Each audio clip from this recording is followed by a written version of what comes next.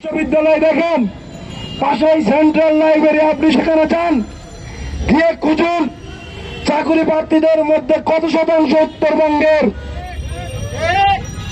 কিন্তু বাংলাদেশের এই সরকারের নীতি নির্ধারণী পর্যায়ে একজন উত্তরবঙ্গের নেই।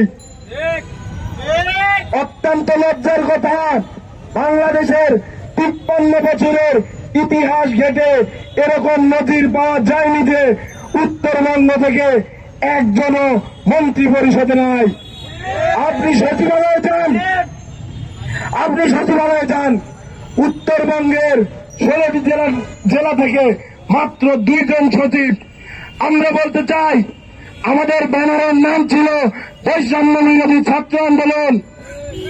যদি বৈষম্য বিরোধী ছাত্র আন্দোলনের কোন ম্যান্ডেট ছাড়া আবারও বৈষম্য সৃষ্টি করা হয়, যারা বৈষম্য সৃষ্টি করবে, যে সরকারি বৈষম্য বিরোধী আন্দোলনকে চ্যালেঞ্জ জানাবে, আমরা তাদেরকে টেনে নামাবো। সংগ্রামী ভাই এবং বন্ধুগণ, উপদেষ্টাদের এই সমস্ত নিয়োগে যারা বাড়াবাড়ি করছে, যারা নীতি নির্ধারণী পর্যায়ে আছে, তাদেরকে আমরা স্পষ্ট বলতে চাই, বেশি বাড়াবাড়ি করলে তোমার সাথে ব্লক করে দেওয়া হবে। উত্তরবঙ্গ অচল হয়ে যাবে, ঢাকা থেকে উত্তরবঙ্গ পুরোপুরি বিচ্ছিন্ন হয়ে যাবে। আপনারা আমাদের শপথ নিতে বাধ্য করবেন না। আপনারা জানেন, এই অভ্যুত্থানে আমাদের অন্যতম চরিত্র ছিল আক্তার হোসেন। সে নীতি নির্ধারণী কোন পর্যায়ে নেই। সাজিদ আলম কোথায়? আমরা কি অভ্যুত্থান করিনি? আপনারা কি আমাদের চেহারা দেখেননি?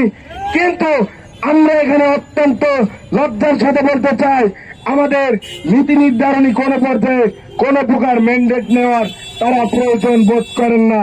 তারা এটাকে চিটাগাং ক্লাব বানিয়েছে। আমরা